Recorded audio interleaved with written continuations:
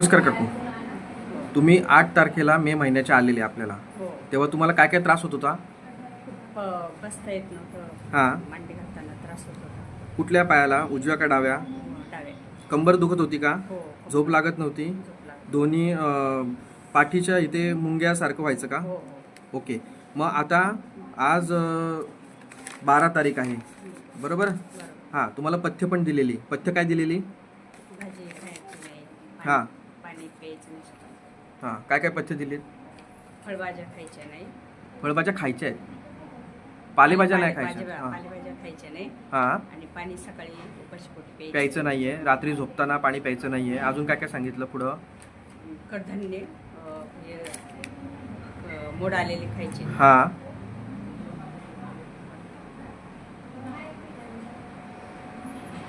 चणा, काळा गुळ, शेंगदाणा सांगितलेलं. हो. चणा डाळ. पण हे पथ्य पाळून तुम्हाला बरं वाटतंय? हो.